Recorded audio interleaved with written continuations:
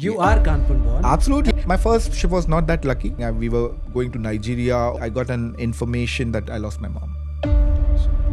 I was on Guadalupe at that time. Seriously? If you're getting achievement who slogs your ass and tells you to learn the deck work, believe me, it works for you. As Rajat said, take it as an inspiration. 30 minutes later, I again got a call saying that Manish, there are two boats approaching us. I was on the call with him and I can hear the bullet shots. Okay, what are the key leadership skills that you believe are essential in today's business environment? How do you maintain your work-life balance when you're working with such a large organization? I don't have work-life balance, Rajat. Okay, what advice would you give to young mates and second mates if they want to shift ashore? What does LNG stand for? Oh wow, that's the best one. Which country is the largest LNG exporter? What's the primary advantage of LNG in shipping? Which ocean carries the most LNG shipment?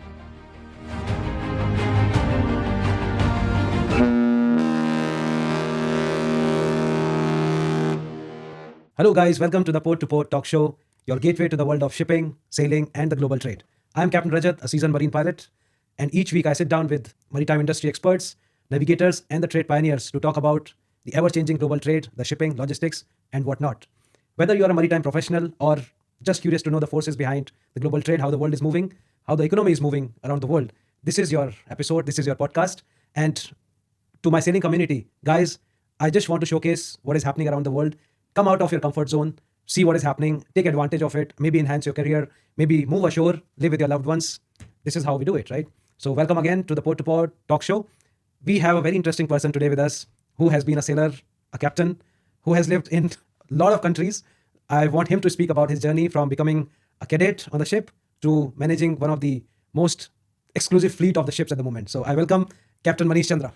Thank you, Rajat. Thank you. I think the initiative you are taking will be very beneficial for all the young sailors out there, all the professionals, all these cadets, second mates, third mates, chief mates who are dying to come ashore and then not getting the proper track, channel or the resources, right? So I think we can discuss all these things, what they can do, what they should do in their professional life as of now to move ashore. So thank you once again. And I'm glad that I'm on this podcast. I'm happy to answer any questions you have got it for me.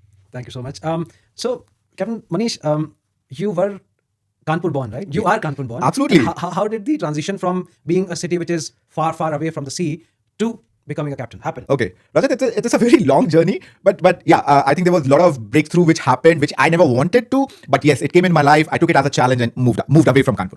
To start with, yes, I am a UP boy, a Kanpuria. You can call me that. I'm very happy. I have that root still. Whenever I go to my native place, or you can say to the city, I love that city. I have my batchmates there. There's so many seafarers from there, and it's a lovely place. That city has its own cult, right? That's why it is inspirational. You land on the railway station. They still don't have an airport. You land on the railway station and you change yourself. Yeah. Eating from pan parag, from pan masala. So you still eat pan parag where you work? I do. It is a mouth freshener for me. I know. Cut it off because my wife hates it. But yes, because being a Kanpuria, I can't avoid that. Yeah. But yeah, not to an extent. It is just like a mouth freshener or a flavor thing for me. And I don't do every minute I need or something. No tobacco. It's just like a betel nuts, what we call. So yeah, flavored betel nuts. I still have it. And I'm proud to be a Kanpuria. So to answer the question, yes, it all started in Kanpur. Finished my 12th. Again, as a young boy, I come from upper middle class family. So, my resources were quite good. My Dadaji was a district high court judge. My mom was a lecturer. I lost my dad at a very early age. So my chachu, who is in civil services, and he's just retired, he's one of the inspirational person for me. So after 12th, he wanted me to do engineering. Okay, as everyone, Bihar, the first thing, right? Yeah. Exactly. Go to those global classes of 2,000 people. And that was not my instinct, right? I think from the time I was pushed across to do services, not to go around and lose your path and all these things. But when you are a teenager, you have come out of 12th, you are seeing all your friends doing BBA, MBA and all that stuff. But again, my chachu made sure that I had physics, chemistry, maths. But then we had a bit of tiff and I said, I want to do BBA and have a corporate job and all that stuff. Okay, the journey started, came out of 12th, went to Symbiosis with all my batchmates, tried luck there. BBA? Mm-hmm. Didn't go through the normal quota. Don't worry, I am not that educated or a studious person. So one of my friends who was very well connected got us the ranks and we moved ashore. He managed to get me the admission there. Did my stint there. One of the evening in Pune, we planned out a journey to Goa, right? Pune, Goa, Mumbai, Mahabaleshwar and all these things, right? Okay. So we tried that. We went to Goa. Then there were other sets of friends of mine who were from Kanpur and they were there in IHM and they were doing all these night parties. Exactly. Yeah. Okay. I wanted to see that live. Went there. Met one of my friends and he said, oh, I'm going for an exam to Mumbai. And I said, why? He said, it's a merchant navy. But I said, you decided IHM? He said, no, now I want to do merchant navy. And then obviously we had a bit of discussion and all this. And he said, the best part was the exam for that company was at St. Xavier's. Okay. So as 18, 19 years old boy, St. Xavier's, when it comes across, the best. Correct. The best, right? Okay. So So you're like, okay, maybe let's give exam and also see what is happening around. exactly. And it was like a free stay, right? Go get free stay. Okay. Then we decided last minute tickets. We went to Mumbai, went to that office where I was supposed to be pushed across, like, 60% in 60% PCM. yeah. Then only you can apply as a cadet. Went to that office in Makers Chamber 4. I still remember that day. And HR said it's last minute entry. The luck was so much of in my favor, Rajat, that HR was from JK school. It's one of the finest school from Kanpur. Okay. So the You're luck. like Kanpur, yeah, Exactly. you also And Kanpur. then she asked me which batch, and I was from not JK, but we know the different schools because these are top-notch schools as you play inter schools and all that stuff. And then I requested her, give me an opportunity. She took my sheet and then, okay, come for an exam tomorrow at St. Xavier's. Went in. At that time, I think in Xavier's, there was 400 to 500 kids who came for this. You remember that time it was supposed to, without our company sponsorship, you can't do the pre-C, right? correct. You have to clear that, and then they will post you to that letter that after your pre-C, you will be absorbed as cadet on this. Okay. So went through that. My friend was along with me. We had first round, managed through. Second round, managed through. Till 8 in the night, they were left like 50, 60 boys. And I was sure I am not the right one to get in. Okay, then the final, after the psychological round, they wanted to do the one-on-one interview. And I was just packed my bags. I said, done for the day. It is time to leave. I will never be getting after psychological. Believe me, Rajat, they took the last 40 and I was the 37th guy. Okay, I didn't had proper shoes at that time. Remember we were floaters guy, right? Coming from Pune, Mumbai, floaters guy. Begged, borrow and steal. Got my shoes, changed the pants, got someone's tie. I still remember one of my friend Nasir. He was there. I got a tie from him. He's a captain now with Tom. Amazing guy. He gave me his tie. He said, "Don't worry, let's go." And then rest is history. But worst to my luck, the friend who came along with me didn't go through the second round. Seriously? Exactly. But later he joined a different shipping company. Yeah, but he joined. Exactly. He didn't get that resources. And I think that the journey started because when you speak to those new kids, remember, like previously, a lot of these companies, these were the kids who were already, their dad were masters or chief mates. Yeah, I mean, for me also, it was very out of the box kind of decision because, I was also studying for engineering. I was already in an engineering college. Oh, wow. I was in REC Warangal. Oh, wow. REC. Oh, perfect. So you did it through MNR Roorkee, right? Yeah, okay. And then after 1 year, I didn't figure out, like, I didn't like it. I was like, okay, what else? Then I went home and I met a friend of mine from another school. We were doing coaching together for IIT. Okay. And then he came in, like, branded clothes and all at my home. I was like, what the hell, man? How you manage that? Yeah. He's like, bro, I am a cadet on B ships and, the salary is $300. I mean, that time, man. $300. Come on, yeah, 24,000 people used to make this money. Like today also, it's a decent money, right? Exactly. That time, as a cadet, he was making 24,000 rupees a month. Wow. I told my father, 2001, 2003. Papa, this looks very interesting. So, for me, what happened, TS Chanakya ka form, we filled the form and then appeared in IIT. So I didn't get good rank, but then I had the option to go to Chanakya, join Shipping Corporation of India. That's Rajat, you have done BSc Nautical Science. Yes. Right? The 3-year ones. Not really. So basically, BSc Nautical Science you get after you do the diploma with BITS Pilani. Okay. And then you go to Mumbai University, you submit a diploma and then... I got the same one, but my answer is, you were the Chanakya 3-year program? No, the pre-C. That's 3 months. That's okay. Because they have the privilege of only giving orals, right? Yeah. After 3 years, they only give oral after the cadet record book shit. Exactly. Like, I know there's been a tiff when you say with these cadets on both the vessels. So, yeah, and I think that was the journey. You came out, next morning got a call that you've been selected. And I think I was in a dilemma whether I should do it, I shouldn't do it, I should do it. But then when you started talking to people, I think that the best inspirational was you will be roaming around the world. Yeah, free of cost. For sure. Right? I think that was the best thing which came into my mind. Okay.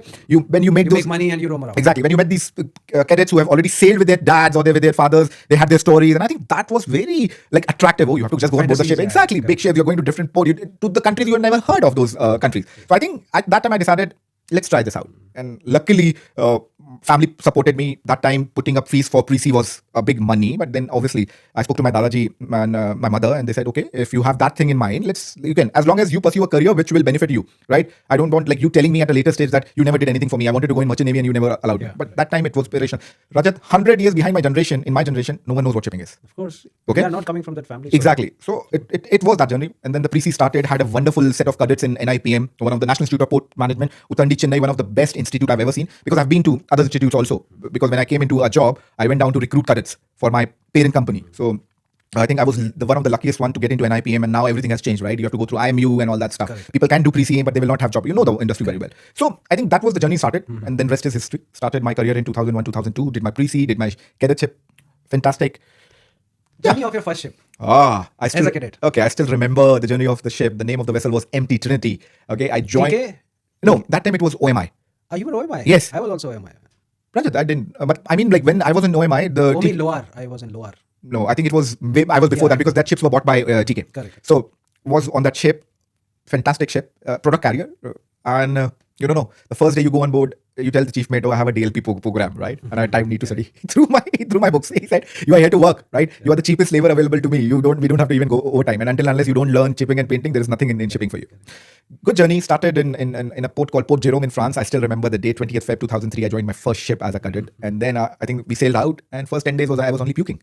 Freaking hell, really? Yeah. I just puked once, man. No, I just puked, right, for 10, 12 days. One of the who's an old Gujarati guy, he said, you have to be friends with sea, right? You cannot be, if you have to survive this sea career, you have to be friends with the sea or the seawater. He loaded down a bottle, got a pure water of seawater, right in Atlantic, said, drink it. Freaking hell. Yes. So I had that water. I puked again, but then I think that the day I made friends with the sea, exactly. Then you can roll me for 20, 30 degrees, no problems at all. So fantastic efforts. From that, the sea career started. My first ship was not that lucky for me, Rajat, because obviously you as a cadet, you want to learn so many things, but then you have different people around you, right, who have a different set of mentality, True. right? Previously, when we were the cadets, I think only thing we were allowed to do was chipping and painting. Rest, everything was... My company was different. Yeah, I know. I'll not go into that topic, but yeah. I think, but when you learn from the basics and you come into a rank, that helps you, right? Then no one will be able to fool you because then you know what is the psychology of how the people work across and what type of primer you have to apply and what is the top code, right? Correct. Coming back. So my first ship was not that lucky because in June, when I was on board the vessel, mid-Atlantic Ocean, I think we were going to Nigeria or that side, I got an information that I lost my mom. Sorry, man. Yes, so that was, my mother was critically ill. She had cancer. We were doing chemotherapy and all that stuff, but certainly, that's part of the sea life negatively, right? You cannot just take a flight, come back home. No. So first 5 days, obviously my mental stability was, I just want to go ashore. I don't want this career because, this has taken my mom away, and being the eldest son, I didn't get the first right of giving fire to her body. Yeah. But I spoke to my Dadaji, I spoke to my Chachu, and they said, Manish, what has gone is gone, right? Be practical. You come ashore and you come back home, then you have to again wait for a ship for another. And you remember that time there were so many cadets in line that you have to wait for the ships. So all that happened, and then even the captain also said, Manish, I can divert the vessel, get you ashore. But the thing is, you have to make a decision. Do you want to go back home and wait for 6-8 months to finish your cadetship? Or you want to just decide whether you don't want a sea career or you want to focus? So he said, Manish, seeing you, I can make it out. You love challenges. Be resilient. See what is in this career for you.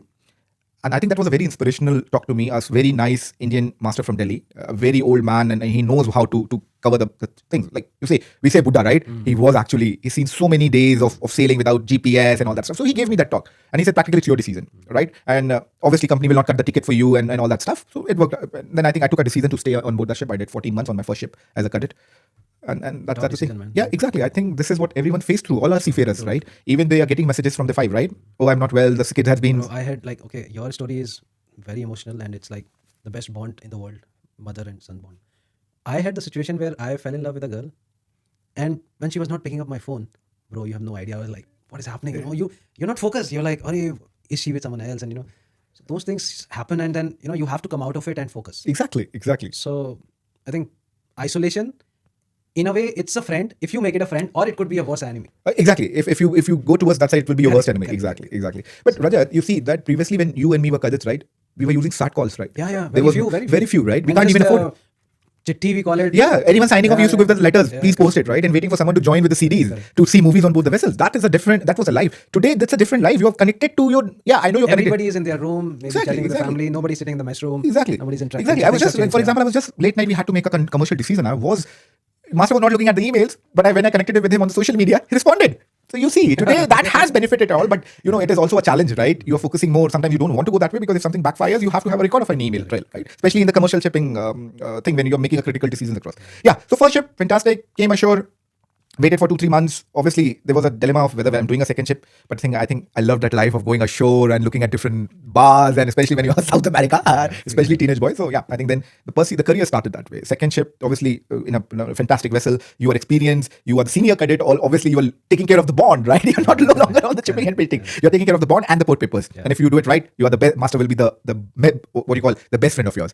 So he could always say to the chief mate, send Manish, we'll be maneuvering and I want him on the bridge. That works across, right?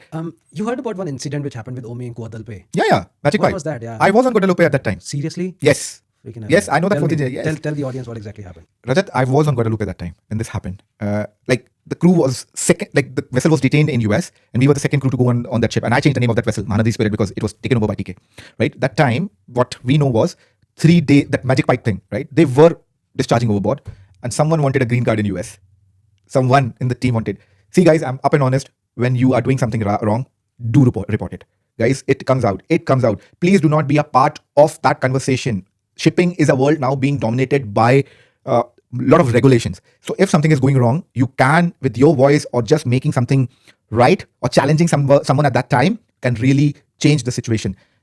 The guy, I'll not take the rank or the name, the person saw it. He had a bit of tiff with the team on board at that time. Who was he rank? Fourth Rank, you engineer. can say. Fourth engineer. And he reported to USCG. So you were on board when this incident happened, or you went to relieve those guys? I went to relieve those guys. went to relieve Yeah, exactly. But we have the full case study because we had to copy everything that time, and that arbitration went for so many years. And vessel was released, but So what exactly happened, if you could? Because it's out there, man. Everybody knows. Yeah, about okay. this. So exactly what happened, they were discharging overboard through magic pipe in US waters, which is not correct. There was no logbook entries for any such discharge. Fourth engineer, a very nice guy. He's from our same batch. Went ashore and told USCG about it. Okay, USCG randomly came on board the vessel, checked. He showed them the magic pipe, how it was discharged and everything without the logbook entries. Master, chief engineer, everyone was caught around. They were doing an overboard discharge without the company's knowledge, just to safeguard themselves because the tanks were overflowing. Freaking hell. Exactly. The vessel was detained for almost Shell oil tanking terminal for almost, I think, 3 months. These people were made to only sit in the mess room. They were only allowed to go and change boiler suits and come back. Nothing else. No connection with the company. No connection with you know how USCG works. So exactly, they were. And, they were released later on, or Yeah, they were released. The chief engineer was only taken in. he was jailed? Yeah, he was jailed. And For how many years? I think it was for 10 to 12 years. And the fourth engineer, as his reward was given, because he said he will not be able to go back to India and there is a threat to his life because company will take care and it's India. He was giving sort of an asylum in US. He works for USCG now. Really? Yeah. Freaking hell, man. He works for USCG. You know how the career moves, right? Seriously. But that incident actually was a very big setback for OMI, and I think I think after that everything, things have changed. so things have changed. They were blacklisted. Blacklisted in US waters. It was a good company. It was a very good It company. was a good. It was Lovely a very food, man. Lovely food. The thing was, I've done Mentorship with them, so it was a very, very good company. The thing was, obviously, it was manned by OMCI, right? When Captain Burton was there, Captain Ashok Agarwal was there, Captain Nitin Dage was there. I still remember Captain Khambata, who was a training and manager and all these things, right? But you see, that was a very, very good company. I think the thing was that has changed a lot of things for them, and then they were out in market. But they knew when the market was going to collapse. In 2006, 2007, they knew. They just sold. OMI just sold everything, Rajat. Exactly. They just divided Suezmaxes, and they divided a fleet like product carriers to Tom and all the Suezmaxes to thing. Yeah? And that time, they were the only one with the new tonnage, right? They took over a lot of new ships, Ingeborg and all that stuff. And we had fabulous time in Mumbai office cutting the stencils and sending it with the chief mates and all that stuff. But I think this incident has certainly changed the goal. They were the big Suezmax pool player at that time. They brought in so many from Athenia Sea Carriers. They brought so many things because we were part of the delivery team. But into overnight, when you were on a ship, suddenly you get to know the news that, oh, you are part of, you decide whether you are part Tom of or TK. Tom or TK. And overnight that was decided. And I think I had no choice saying that if this fleet is going to TK, we will be a part of TK. But why didn't you choose Tom? Because I chose Tom. No, Rajat, I didn't have option that time. The vessel was being designated as the TK vessel. Yeah, and it was just said that this fleet will go away. Okay. Right? And then it's history. Yeah, so for me, I think it's the same. Like I was on a Tom vessel, so I was Tom. Exactly. I didn't have a choice. You can't be on a vessel saying that I'm on Tom and then they sign you off and go ashore, right? You can't do that. So, and then rest of all, we made decision. And luckily then later, TK sold the Mahanaji Spirit, which is like MT Guadalupe, right? I've done 18 months on that ship.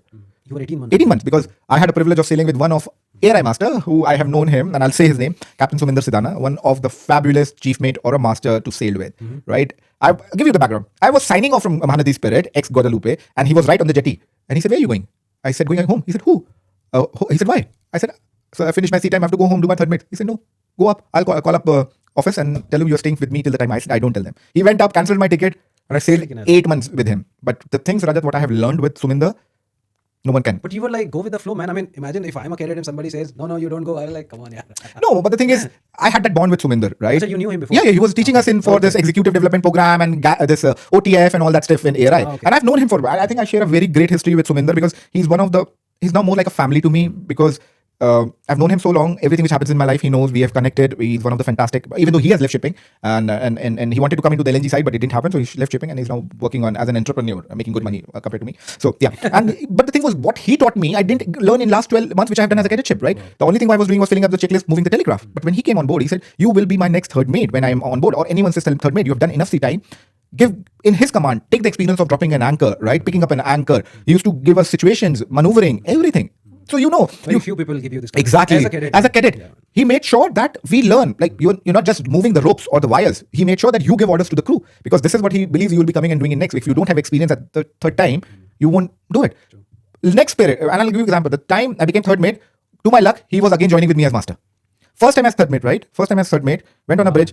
They were doing rendezvous in Gibraltar. I joined with him. He was just taking over in the master's cabin. I went on to the watch. Within 15 minutes, I called him. There was a close quarter situation I can't handle. Okay, I called him up, and he said, "Good, you called me." And then he also said, "Idiot, how much thing I've taught you last year? Now you can't even do this." I said, but I told him, but Master's Night Order said that you have to keep 2 miles CP. I was not able to do this. He said, good, but don't call me every time. I believe in you. But no, you have got plenty of stories of that, Rajat. But you think there are people who inspire you in a way. Yeah, for sure. And I'll tell you one incident I think I already talked about in one of my previous podcasts. So one Muslim chief officer, I was a cadet. That was my first ship, yeah. So after 1 month, chief officer changed. I was still a cadet. And new chief officer comes, Muslim guy. Very nice guy, humble guy. The thing is, during Rosa, so they don't generally eat food in the afternoon also, right? So he goes on the deck with me. And I was like, yaar, ye banda to khana kha nahi raha. So ये तो जाके rest भी नहीं करेगा. And he takes me out and he's like, Rajat, yeah, like freaking hell, man.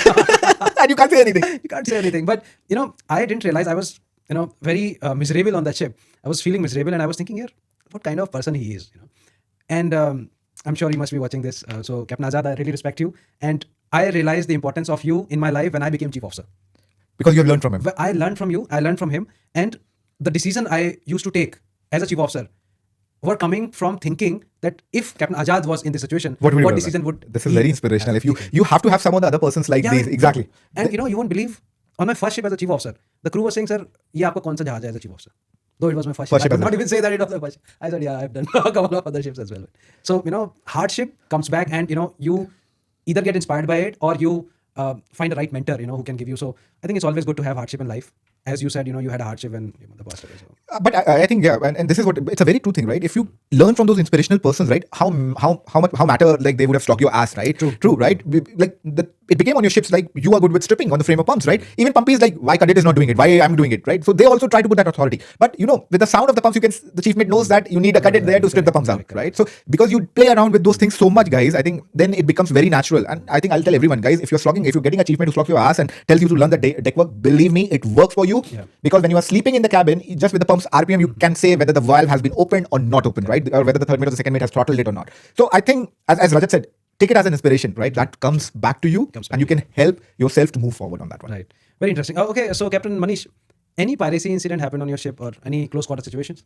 For sure, right? One of my ships, obviously I transitioned into LNG. Everyone was talking about LNG. I was supposed to get promoted on a tanker, but then I got a chance because, LNG was booming that time, LNG carriers, right? Correct. So I got a chance, I was getting promoted. Again, I called up Suminder and said, Sumi sir, this is going to happen. And he said, don't think twice, idiot. LNG is to be the next marketing world, right? Previously from bulk carriers to containers, it was tankers. Now it became tankers too. And he said, if you're getting it, just go with it because once you are there and that industry booms up, you will be the hottest cake in the market. True. On the sailing side. Especially like today, you're not getting chemical masters, True. Right? There's no available class 2 chemical masters. They are the most, like if you have experience, hot cakes, right? I know one of the Captain Kush Shori, he is like the hottest available cake in the market. He's trying to get ashore and he's just moved ashore. But if he wants to sail, anyone, Synergy or what you call fleet management or anyone, just grab him, sir, red carpet, please walk across on board the vessel. But so I was transitioning on LNG. I was sailing with my wife, Anamika, on one of the LNG carriers, right? And because of the matrix issues and all that stuff, I was there. Anamika was on board with me. Suddenly, it was decided that we'll go into Gulf of Aden, Babel Mandap. And Anamika went with me. Even obviously, company had policies, but luckily I got the permission for her to sail to the next drop off or all that stuff. She was in the galley and the alarm came. So the alarm came because the pirates were on board or the piracy was about to happen? No. There was no pirates came on board. Luckily, touch wood, till date, there's no. Rajat, it was an unannounced drill for us. Okay. But I panicked, right? When your loved ones are getting hurt, I got panicked, right? Master cannot just tell you, oh, don't worry, it's an unannounced drill, right? It was a drill being carried out by the CSO. Oh. But it had to be a reality thing, how we react, right? How much time to get into the citadel, what the code of the citadel, is everything available, right? Anamika got my lovely wife got the message because everyone was rushing into the citadel. She came into the citadel and she went into the washroom just to clean the hands, right? We came in, citadel got locked in. I panicked. Right? Because Master never told me that it's a drill. Yeah. And I said, and then I was saying, no, open the citadel. The protocols are, once the citadel is locked, you can't open it. True. And then your resilience is being tested, right? So I was just telling Cap, open the door, please. The Cap said, Manish, calm down. Just relax. I said, no, I can't relax. My wife is outside and if something. Then he said, don't worry. She just made it to the citadel in time and she's in the washroom. So, these things. I'll give you another incident. And this is exactly when the piracy happened. I was the CSO for one of the gas fleets, the biggest gas fleet. The vessel was outbound Nigeria, fully laden. It was around, I spoke to the master at 4 o'clock in the evening telling them that, Captain, you have come out from the piracy area. It's all good to go. 4 o'clock. You were on board? No, I was CSO that time. Okay. The vessel came out, Rajat. All obviously, when you're fleet vessel and you are the CSO of a company and you have to analyze the plans and everything, it's your what you call responsibility. And I take it as my responsibility because they are the master or everyone is relying on you. The information you are sending them about all the threats and alerts and everything across. You have approved their JHA, you have approved their passage plan for coming outbound. 4:30 I spoke to UK time, I spoke to the master. Master said, okay, all good. I said, speed up as much as possible and let's clear the area and then just proceed down south and on the route. 7:30 I was doing something and my son was home. And I got a call from Captain saying that there has been a mother vessel. They heard it on the VHF, but it's quite far. I said, Captain, is there anything to worry or you are just out? He said, Manish, I'm okay, I'm out. I said, okay. 30 minutes later, I again got a call saying that, Manish, there are 2 boats approaching us. This has never happened in the history in those areas where the vessel was attacked 400, 500 miles off Nigeria, right? I was on the call with him and I can hear the bullet shots on the bridge wing. The only thing came out from me was, Captain, unman the bridge. Please ensure everyone is in the everyone is in the citadel. Yeah. Rajat, and after that, I couldn't connect with the master for 40, 45 minutes, right? You can imagine my situation at that time. Right? Because I was trying every number, citadel number, everything. You do those drills like every time in a month or speak to the master as per the SSP, follow this, follow that. But till the time I didn't spoke to the master, I was shitting bricks. Because if anything happens, I know I will be, my head's on the block. Yeah. Right? But luckily then master called up that they evaded, they carried out the maneuvers as per the company's policy and they've got 50 to 60 shots. The vessel got 50. On the bulkheads. Rajat, I have the pictures where there was, the chief engineer and the master's cabin on the outboard side. There is a bullet which penetrated into the master's, chief engineer's cabin onto the mattress. Shit. You can imagine. That was the instinct. Luckily, everyone was not there. Later, because of this, I had put a JHA risk that in those times. Areas, yeah. Please sleep on the floors. Oh, sleep on the floor? Yeah, put your mattresses down. And that is part of the JHA. Oh my God.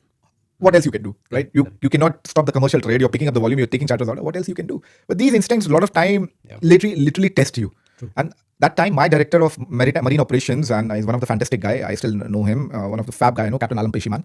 He was not in Glasgow that time. Okay, he was away, and I had to I was covering for him also. You have to give the report to the board or to the fleet director and all these things. Luckily, he had that trust in me. Gave me that during his absence, I'll be covering. Emergency room was manned, and till the time vessel was not cleared, we had to monitor the track, monitor the media, everything across. So yeah. Okay, so Captain Manish, you were sailing on the ship. How come you joined shore job? Tell me about that transition.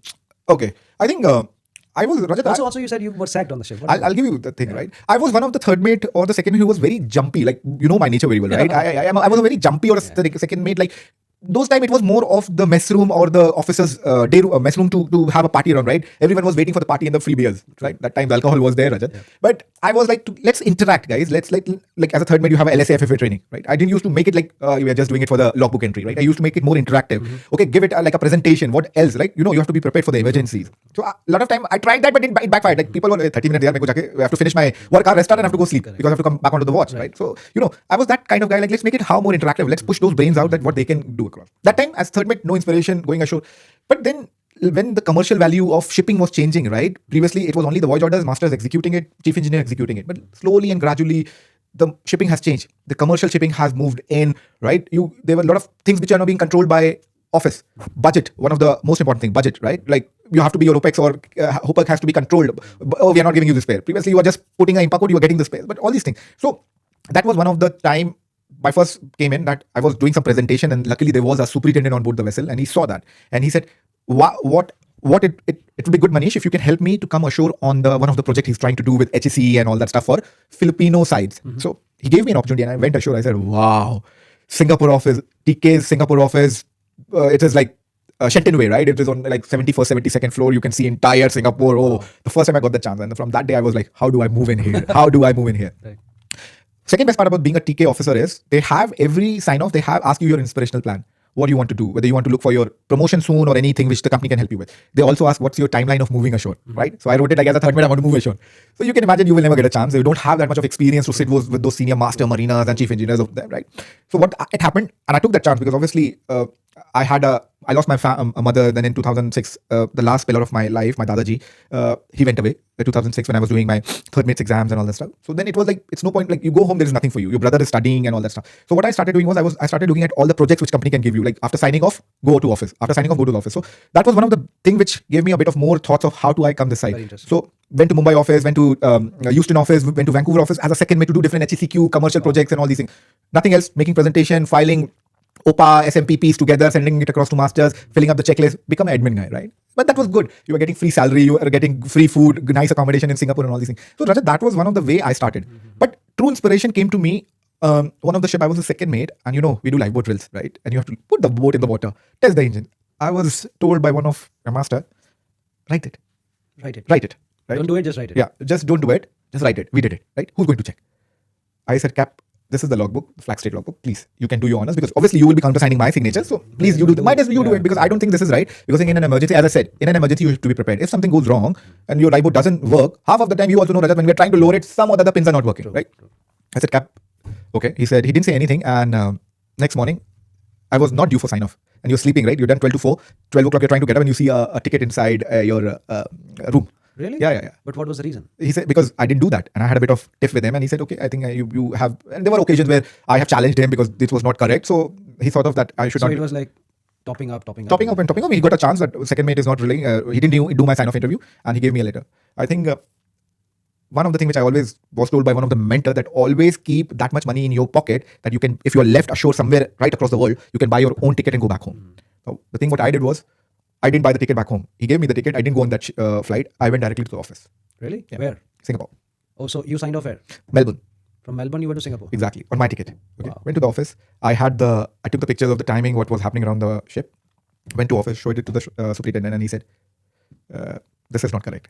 And then he liked my jest of challenging, right? And he said, Manish, I would like you to come ashore for a lot of things which we can look after and all these things. I think that was the time when the real journey for me started, right? And then obviously I didn't get ashore jobs because of that thing. It was like warning was issued, some things happened. Obviously at a senior level, you're not included in that. But then he said, okay, I'm going back on the ship. My fleet was changed. I moved to the Swiss Maxes and all that stuff. After Maxes to Swiss Maxes, my fleet was changed that time. And then sudden thing happened.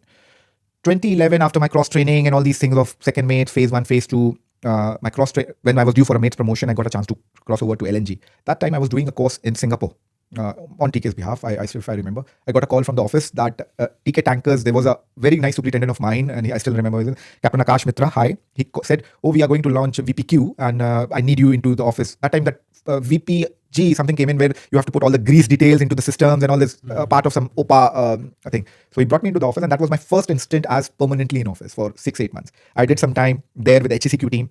The Marine Operations Director saw it, and he said, "Oh, this guy's fab." Okay, this guy's fab. Can I take him for a 6-month stint into the Marine Operations side? I did another 6 months with Marine Operations side, and I met another fabulous Marine Ops manager called Bhupin Tanwar, who has been a very big guidance pillar to me. And he gave me some projects of vetting and responding and how you write the vetting responses, right? When the siren, I learned that, and then it was like 12 months in Singapore office. Then I was told, "Oh, now you can go back to sea." And I was like, "Dude, what are you doing, right? I've done 12 months." Okay. I was about to go back onto the ship, and then I was asked by one of the team in Singapore only that if you would like to train the Filipino cadets. Okay. So being a senior second mate and all that stuff, I went for a stint there, trained them, and people knew me from, because you have taken like I did 6 contracts as second mates. So you can imagine you have met the entire half of the crew, right? So they were very happy, went there, did a stint, came back to Singapore for again some projects. I was doing that project at that time, and then my cross training happened. Right, I was not looking for this. I was continuously telling the LNG team, "Please give me a cross training." What exactly is cross training? Rajat, LNG ships are very different from the tankers, right? So you cannot, it's very difficult to go in the senior ranks until you have not done the operational part of the LNGs, right? So as I said, I was due for a mate's promotion on tankers, but they said, if you want to go back on LNG, you have to go as a second mate cross training, because I don't have a matrix of that experience to go directly as a mate on that ship. Obviously, you can run in 1 or 2 cargo operations, but then you've not done the basics of monitoring the cargo. So I spoke to Suminder, and as I said before, I said, "Are you mad? Go take your cross training thing." So I went for a cross training on one of the very beautiful ship I called Polar Spirit. Did 6 months stint on that. One of the old ships, because it was a steamer, you learn, because it was more like a tanker ship, learned into the basics. I got a very good cargo engineer. LNG ships do not have cargo engineers. They have LNG ships do not have pumpments. They've got cargo engineers, which is, and senior rank, right? Because of the electronical issues and all the machinery we have of. So all that stuff happened. I cross trained for 3 years, and then because I knew someone from the tanker side who moved to Glasgow on the permanent role. He knew the skills of mine on the project side, and he's now in a very, very good position. He said, "Will you come and do a stint in LNG side? Because now you are being operational on LNG. Will it be possible for you to do a stint onto the Glasgow office where the TK LNG fleet was being operated?"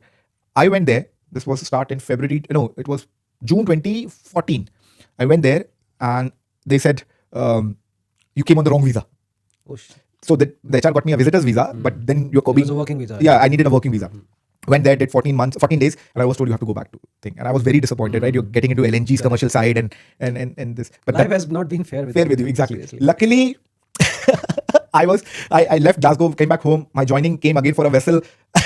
I was at the airport. And because Rajat, I'm being frank on this, my next destination was Singapore because I had to change it. I just changed my SIM to a Singapore number and I got a call from Glasgow HR saying that, are you willing to relocate to Glasgow? We have something for you. It is just because the projects I have done in past, they have seen that. And I said, yes, why not? Do I take the flight or do no? They said, no, you go on the flight because we need you to be on that ship, but they will work with the Marine HR to get you ashore on as soon as possible.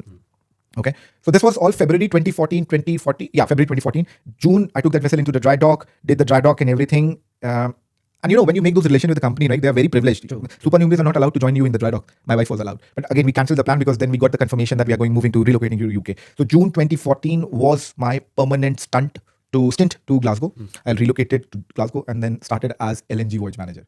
Wow, what a journey, man. And believe me, after that, Rajat, Glasgow office has not taken any Indian national into the office because of the immigration requirements or anything. So at that time, they recruited 4 or 5 individuals from different part of shipping industry, but I was the last one to get into the door.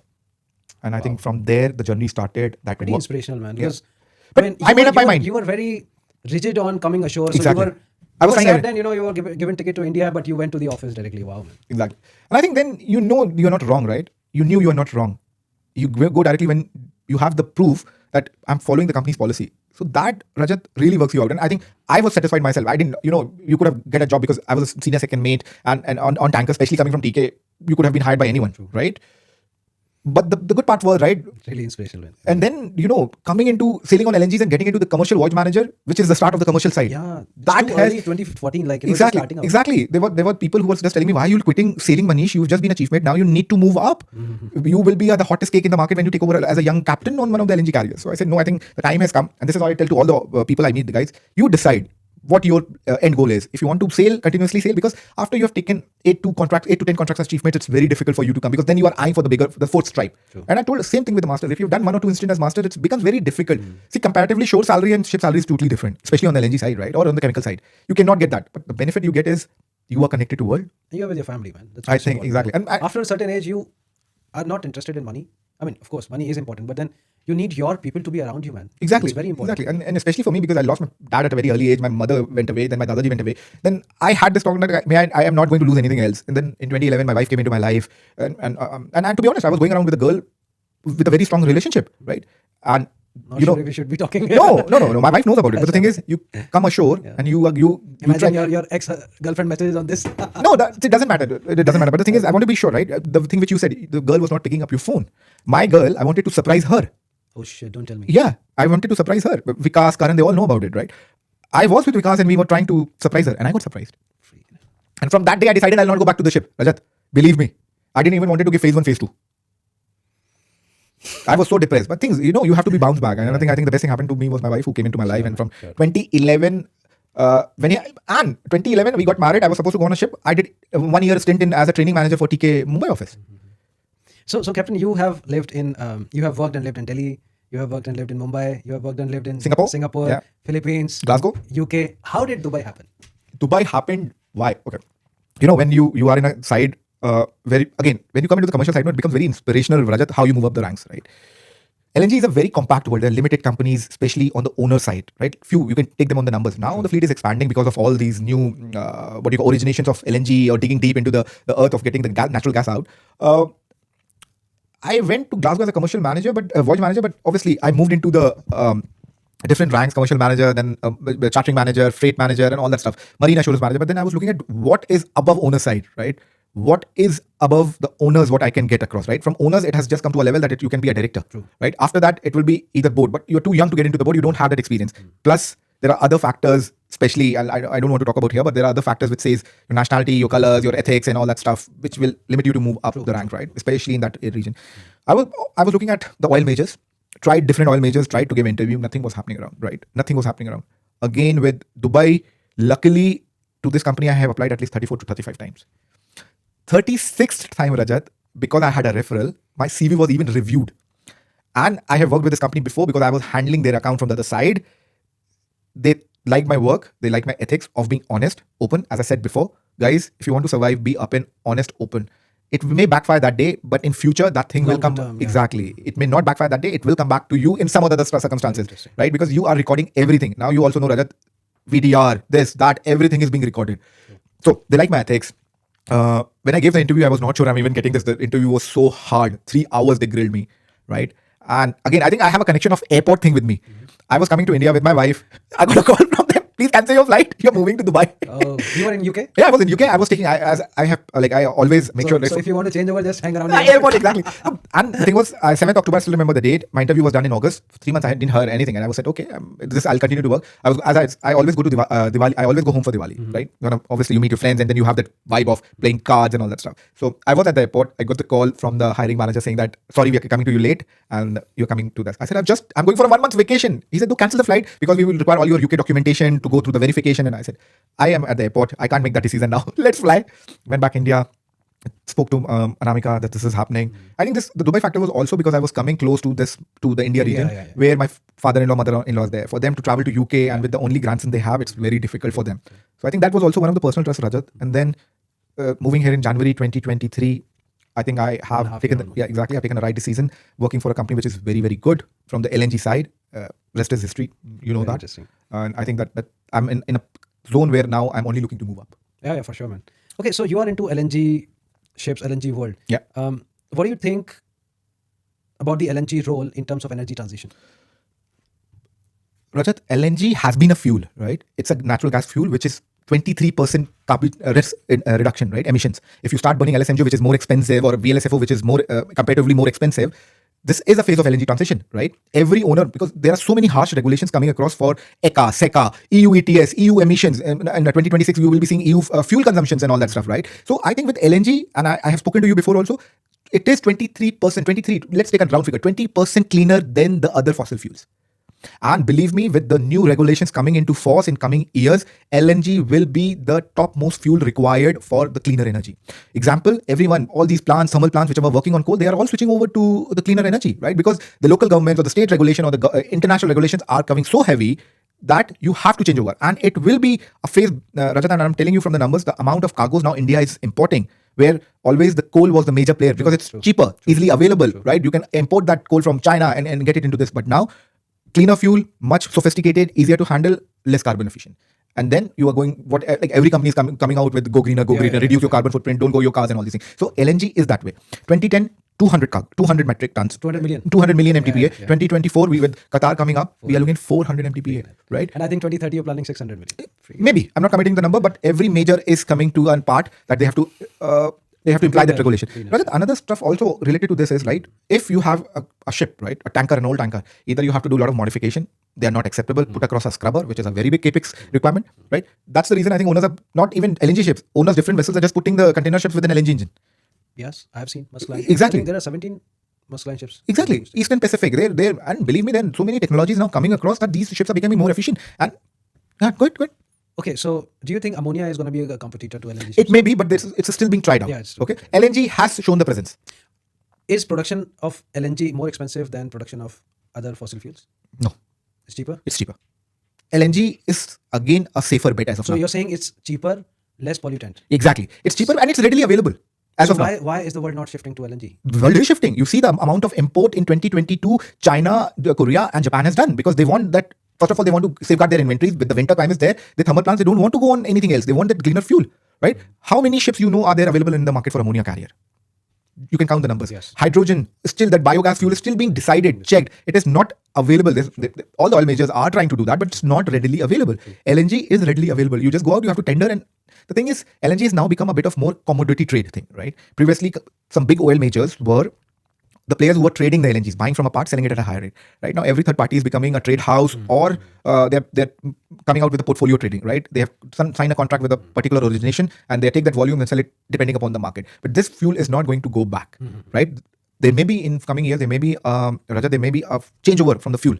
Right, that you have an option of from LNG to ammonia to hydrogen. But still, LNG, because it's tested, tried out, the system is available, reliquefaction plants. Now you see, a lot of terminals are not even building the regasification or reliquefaction plant. They're just putting another ship alongside, discharging it into it, reducing the capex because they want LNG to be imported. True. So all these things, you see, it's favorable for the LNG market. Okay. So I'm sure you must be having on your fingertips which all countries are importing and exporting, and how does the cargo move? Would you like to give some insight on that? Yeah, exactly. So the LNG, there are two ways of LNG trading, right? One is sale SPAs or MSAs, right? big companies, they have their MSAs, which is master sales agreement or a sale purchase agreement with different origination. For example, Peru, Pampa, right? We lift the volumes from there at the origination cost, right? There are originators who develop this contract. We lift those volumes on a ship. Then we go out in the market, or we have a delivery agreement with such and such country or such and such company that in a year we will give them entire volume. Doesn't matter how many ships we give them. It matters how many volumes, how much energy volume I have to give them, right? You can do it in 5 ships. It all depends upon the different contracts, carriers, and all these things. You can also do. There is something called trading, right? Short-term trading, which we call across, and which has now become a gist in the market. You buy at a lower price, you hold it, you look at the contract, who requires, how much is the JKM price, how much is the TTF price, if crude is coming down or your LNG is going up, you do those trading on part of this. And this is the way LNG moves. Now, other way now LNG has come into the market is LNG bunkering. As I said, there are a lot of ship owners that are moving to the cleaner fuel. For them, putting a scrubber is very difficult rather than scrubber is a capex cost plus the maintenance, right? If you're taking a ship, just get it with a new engine, which is more efficient than LNG bunkering. Exactly. Okay. Rajat, we have seen from 200 to 400 in a year amount of bunkering is required. And it is the ships, the thing is you're bringing a container vessel, which is on a very tight schedule. They will come there because without LNG, they can't go anywhere. They have to optimize the voyage because they have the contractual delivery requirement. They know the market price. They'll come down to you guys. I need the LNG at the first go. So you're saying that the big container ships, they have the LNG engines? Yes. And where do they fuel those engines? Singapore, Gibraltar, all these places. Middle East has still not come up with LNG bunkering. Rajat, you know very well, we don't bunker Fujairah because I don't think so we have that setup as of now. Correct. And but Singapore is the parent group, right? You need LNG, you'll get it there. Gibraltar, you need LNG, you'll get it there. But I think in coming years, there will be a lot of LNG bunkering requirements. There is a lot of players who will come across with the LNG bunkering setup. So the LNG bunkering happens from shore or from the other bunker barges? It's a bunker barge thing. So these have the LNG bunker barges. Exactly. They are these. This is new. Yeah, exactly. These are the bunker barge built for carrying LNG from the terminal because LNG ships only go to the LNG terminals. True. A container ship cannot go because of the compatibility requirements, right? So only thing what they do is they come on anchor or slow maneuvering. A bunker barge, which is a class of LNG bunker barge, they come alongside, give you 6 hours, 7 hours. The ship goes there. These LNG bunker barge go again to the terminal, refuel, come back. Same like. But why the container ships are saving on the demurrage, going alongside, wharf charges, port charges. How about you? They just pay anchor charges, fill it up and go. Same. But this kind of infrastructure is not there in Fujairah or anywhere in. No, Jabal Ali. No. I think there are more of the political requirements also. The country regulation, there is not. The thing is where they refuel. How will they refuel? Either at Das Island or Ruwais, right? That thing has not come up as of now. Maybe in coming months or coming years, we may look at it. It depends. Like we need to see the world statistics of how the LNG, not the LNG ships, but LNG engines are growing as per which ratio. You know? Rajat, LNG has evaluated a big time. Previously, when we were sailing on a normal LNG vessel, Rajat, the boil off, I'll give you in a percentage, right? When you fill these tanks with LNG, which is liquefied natural gas, they have a boil off. These vapors come out, we through a compressor, we put it into the engines. Previously, these boil offs were close to 0.15% on a GTT tank. Today, a good ship, an XDF, a two-stroke dual fuel engine vessel, is only giving you out 0.08. You see how much we are saving. I mean, you will remove the vapors so your volumes will come down, right? Now the ships are coming with the full 100% reliq capacity. The vapors which are not being used in the engine because the vapors are coming out, you're going on a slow speed, the vapors which are not being utilized in the engines are reliquefied, put it back into the tank. So this is the way LNG has evolved. And that is really, really good for the industry. You're getting a cleaner fuel. You can make money for the most cheaper fuel. And it's like your engines are like with bunkers and all these things happening across. Correct. You don't have to wait for the bunkers. You have got your own bunkers on both the vessels. Right. And how does Russia-Ukraine conflict affect the LNG trade? Good question. But with the limited, I have a very limited knowledge on these things because obviously I'm from the commercial side. We only know after Ukraine and Russia things, so many sanctions have come up. Russia is one of the biggest exporter of the LNG, right? But the thing is, because of all these UN and forces and sanctions, no one is ready to buy those volumes. So it's good for other trade players in the market makes sense. that if their volumes are not coming, Russia is still exporting. It is going into the market, right? But big players who are worried about their frame, or you can say market presence, or you can say they don't want to do anything unethical, they will not touch it, right? They will not touch it. We even in my industry, it is a challenge. Not a single Russian molecule should be on board the vessel. So we go and if we are looking at any volumes to be bought, we go 3 stages behind to check where was the third cargo lifted. Is there any heel on the ship and all that stuff? Again, I think it has also given us a lot of opportunity on other players to come emerge in the market, right? You cannot trade Russian volume, so you have to look at the other.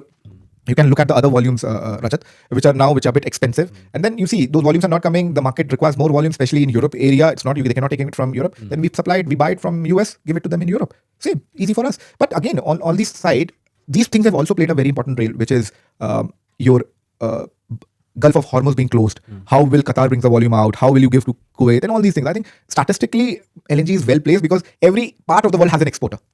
You can take it from America, you can give it to South America. You can take it from South America, you can give it to Europe. You can take it from Middle East, give it to Indian origin. You can take it from Middle East, give it to Indian origin. Okay, so in India, are we producing LNG now? No, not at all. No, India does not have a resource for the natural gas. They don't. Whatever volumes are coming is coming from outside. But the players like GAIL, IOCL, Petronet, they are expanding big time. Really? Very big time. As I said, everyone wants to go green. And I think it's become like an ethics thing, right? Everyone has that. In India, do we have LNG terminals? Plenty. Hazira, Dahej, Kochi, everyone now Are those Damra. on tankers or No, offshore, there are plenty. There are 5-7 terminals we have been discharging. Okay, interesting. Dahej is one of the very nice terminal. Damra, which is developed by Adani Group, amazing. One of the most nicest, newest terminal available. And India is exporting big time, Rajat. Okay, so what are some of the most significant challenges you faced in your leadership?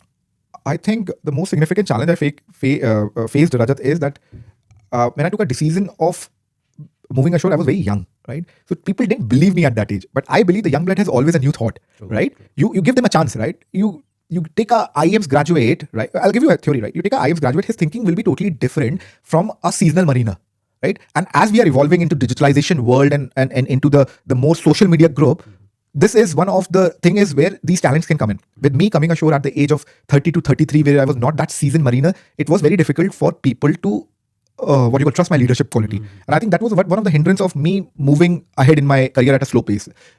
That's one of the things. Other stuff I think is today everyone wants an MBA graduate. We are not an MBA graduate. We did our pre-C nautical science, Rajat, and then we have converted into BScs, right?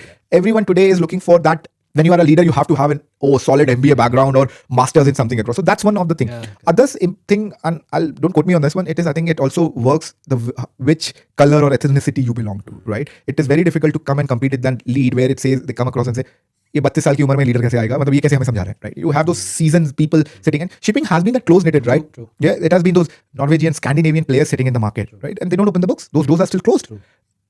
You make it when you change your nationality, you may get a chance. But today I'll say that there were hindrances, but I came apart from them, right? That's what you stand out of the crowd. Okay, what are the key leadership skills that you believe are essential in today's business environment? Today's business environment, guys, the first thing I'll say, Rajat, is trust in yourself, right? No matter what, people will say everything or anything about you. Don't go by them. Trust in yourself. That's the first thing. Trust your team. If you are a leader, trust your team. Listen to everyone. Just do not force your thoughtful on them, right? The era is in a way, the new kids on the block have much better thoughts, much better resources, and much better analytical thinking, right? Trust them. Given a chance to think. Believe in them because they have also an aspiration of coming up. Okay, so please try if you are a leader, and I'll say it in a captain's term. Trust your chief mate, trust your second mate, right? There have been occasions where if you as you are a new mate on a tanker and the chief mate has just got promoted to master, he will come into the control room and will sit for half an hour, 30 minutes telling you this, do that. That doesn't work. That chief mate will have a bit of complacent with him that if I'm doing something wrong, master is sitting here. Why? Right? So that's what I will say. These leadership qualities, like, do not create followers, create leaders. Correct. Believe in yourself, believe in your team. Give them an opportunity. And if you are trying to shut them down with a positive feedback. Okay. See, guys, we are in a world where you cannot have goals for everyone. There is a company you're working with, you have to match their KPIs. There can be a time you have to be tough, but you have to be on the ethical reason of why you're not including that person into that. But come with a positive feedback. A person or a mentality is, if you tell them, "Arey, tu ye kaam nahi kar sakta, isliye nahi," tell them you have got something better for him or you are better as a resource for something else. That a person takes it more positive. Don't hurt them. Give a positive feedback. And one more thing, always, if you're giving a feedback, give it inside a room. Do not give it inside in an open crowd. Public. You know how Filipinos don't like it that way. God, Exactly. Okay, how do you maintain your work-life balance when you're working with such a large organization? I don't have work-life balance, Rajat. I think I'm married to my work. That's what my wife says. My son also says that you're married to your work. See, I moved ashore to be with my wife and my son. So even in this fast-paced environment of commercial energy world, I make sure I drop my son for classes, for his swimming classes, for his classes. I'm always available for his parents-teacher meetings. Whatever is happening in his life, I still make him study. I sit down, do his science homework. Guys, you have to create that balance because the work will never stop. It will keep on. And if you try to show it to the person or your team lead or your manager that, oh, you are available in the 8 o'clock in the night or 9. I know there's some times where it is urgent, right? So you have to differentiate that. If it is urgent, if someone is sending you a mail, he doesn't know that you're looking at it. If he needs it that urgent, he'll call you.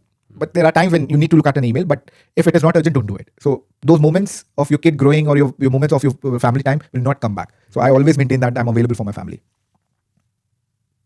Okay, what advice would you give to young, let's say, mates and second mates, if they want to shift ashore, or if you have any suggestions for them? Rajat, sure. I think now, you see, right now there is so much of job opportunities in the market, especially for the young kids. The companies are not coming out for a seasoned master mariner. They will, because there's some rank for the TMSA requirement requires master mariner to be sitting at a particular place. But there are so many data analytical job, performance management, all these data which we are taking from the ships, analyzing for the optimization of a vessel, right? Guys, I'll say that if you want to move ashore, take an early decision, right? Take an early decision. Be sure. Do not be on the two legs on two boats saying that, oh, I want to be a chief mate, I want to be ashore. Guys, make sure, right? There are so many resources now available in the market. one thing which particularly which I missed out, do something different from the marine side, right? If you want to come and hit the commercial world, go into data management, what you call portfolio development. There's so many courses available. They're not expensive. They're not do your ICS, because when you send that CV, no one is looking at your MFA, FFA, fast rescue board. What stands you out? I know you got a master COC or a chief mate COC, but what stands you out is what additional you bring to the desk. Everyone in the commercial world or shipping world is now moving forward. They're not looking for seasoned mariners. They want people with analytical thinking, how you can do it in a better way. True. So make a decision early when you want to come ashore. As a master, or with 2 or 3 years command experience, it becomes very difficult.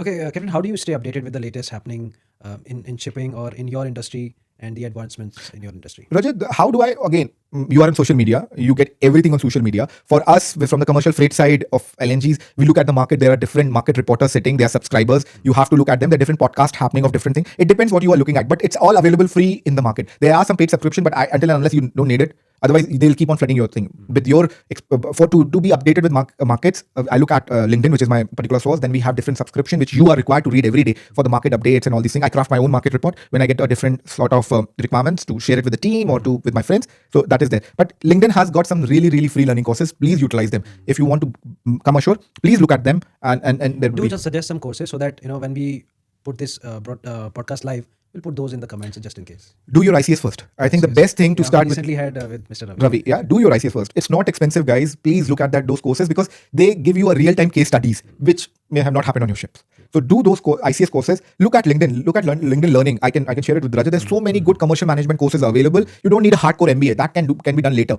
right? But as of now, go for a commercial ICS. These particularly with BIMCO or all these courses. That's a good one. You can always look at it. Other, Rajat, I'll say, if someone is aspiring to become a SIRE inspector, that's also a good way. A seasoned master mariner can move ashore for a SIRE inspection or the CDI plan, which is good as in term, because you know your vessels, you know what you have been audited for and how you can do it in a better way. Good idea. Okay, can you talk about a time when you had to make a difficult decision and how you approached it? My difficult decision was, I have been with the company for 22 years, Rajat, and I think I had a very difficult time to how to tell my line manager that I'm going to resign. That was very, 22 years. 22 years. I spent with TK for 22 years, from 2001 to 2022 when I resigned. That was a long journey, right? Yeah. I've never seen any other company. So that's company who has given me a lot of stuff. So it was very difficult for me to take that thing. But again, you have to move on and put pros and cons, right? True. Where I'm moving into a different, whether I'm getting a rank or whether I'm getting a money. So that is one of the commercial decisions I took. And I had believe me, I had to have some drinks before I spoke to my line manager. You called him or you? I called him first, and then secondly, he called my wife saying that why Manish is calling me with this, because obviously he's known to me and he's known to me when I was his voyage manager and he was a master. So he called up my wife, is Manish okay? Why he's taking a decision? He'll move up the career ladder soon. That was one of the difficult decisions. Second, I think the second most difficult decision was when I lost my mom, whether should I go home. I was in a dilemma. That was one of the things which I have. And then in the commercial trading world, you have to make a lot of difficult decisions when you speak to a captain or to owners, telling them that that's not ethical or this is not right. So these things comes across. Okay, what is one leadership lesson that you've learned that you wish you had known earlier in your career? Believe in your team. Just don't show off.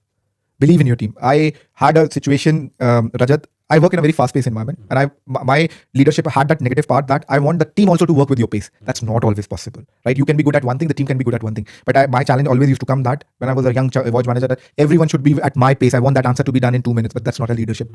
Give them a timeline. You cannot ask everyone to come up to your pace setting level to work with you. This is one of a very negative quality of mine, and I think I've evolved with that. That take a step back. I just don't rush into the thing. Previously, I was, this can be done with my team. This is my forte. Okay, I can sell ice to the Eskimos. No. Guys, once can be done, twice can be done, but then it doesn't work with your team. Then team says, oh, Manish always wants to do it in that pace. That will not work. There's a very interesting saying, if you want to go fast, go alone. But if you want to go far, go with your team. Exactly. Go with your team. And that's what I have put it in my thing, that please evolve yourself around the team. Take them with you. Right. Just don't leave them, because you are the leader. That's one of the things. Other thing, I'll also say that don't be critical. Don't criticize all the time. I know as a part of leader, you have to criticize, but try developing. Try to be diplomatic. Exactly. Don't be sugar-coated, but be straightforward, but in a diplomatic way that your work comes. I mean, when I was sailing with the Danish people, right, they also get angry, but their way of showing angriness is not confronting someone, but sarcasm. Yeah, exactly. They have a lot of sarcasm, and you feel it. You can feel it. Oh my God, this guy just said this. Exactly, and they don't see whether you are standing in a crowd or something, right? Those sarcasm things come across. Same with Italians, right? They move so much of hands, and the volume just, if they want to pursue, the volume goes up, right? I had that problem before that. My pitch was a bit high. I was told by my team members or my seniors that, Manish, you have to, as a leader, you have to calm down and think, because when your things are not going around, you change your volume, that you get hyper. Another one leadership quality I have seen has taken when I moved to Dubai is, Rajat, the most important thing: self-reflect your day. put yourself in that shoes to understand if that would have been told to you, how would you have felt? Now what I do is every day, and I told this in my interview also when I moved to Dubai, that if whatever has happened to me in a day, I take 15 minutes just to write it down, to ensure that what went right, what went wrong, and if that I can correct it for tomorrow, right? You will be doing the same deals, right? If you have lost it here, how can you make it positive? So those 15 minutes, my me time or my smoking time is mine, where I write a diary or a note, what you had a tiff with a team member or a team leader, or what did you miss that time? Right. Every day is different, right? You cannot just come joyful every day in the office. Very interesting. Okay, so now it's a quiz time. Okay, starting with an easy one. What does LNG stand for? Oh wow, that's the best one. Liquefied natural gas. Oh my God. Which country is the largest LNG exporter? As of now, Australia. Okay. Or you want to hear Qatar? Sorry? Qatar. Second. They will be number one soonest. What's the primary advantage of LNG in shipping? Cleaner fuel, green energy, reduce your carbon footprints, low emissions. Which ocean carries the most LNG shipment? Which oceans? Both the side. There is no disadvantage. It depends Okay, on which ocean carrier carries the most LNG shipment? I mean, which company has the most ship? Yeah. Shell portfolio. What is the largest LNG importing country? Largest importing China. What does FSRU stand for? Floating storage regasification unit. What is that? As I said, no one wants to build a terminal. They just put a ship with a reliquefaction plant. Okay. But largest importing country is showing Japan. As of now, today starts the China. Okay. And what are cryogenic tanks? The ones which can carry LNG, liquefied natural gas at a low temperature. These are cryogenic tanks. Okay. Anything above, I think, minus 130, these are all classed as a cryogenic tanks. These are the special tanks. All right, Captain Manish, it was lovely meeting you. Do you have some last bites to our audience? Anything? Guys, don't believe in this podcast. No, I'm just kidding. I think I was very, very lucky to come here and share some thoughts with Rajat. I think don't take me as an aspiration. There are so many people who wants to come ashore. There are people who have done much, much better than me. If you just Google around for different people, you'll get to see there's a lot of stories which comes around LinkedIn or social media.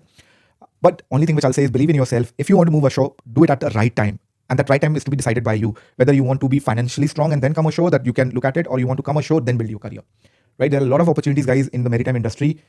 Look at it. There is no Godfather thing around. You have to do it yourself. You have to look for an opportunity which is right for you, right? You cannot do it. The industry has evolved. Now there is no more person like a master sitting in office and he likes you as a chief mate and he'll bring you into office. No, that doesn't happen. There is a hardcore interview process which you have to follow and you have to stand out of the crowd. I think probably I did one of the stages where I picked up that chance of going to office and showing that I was close to.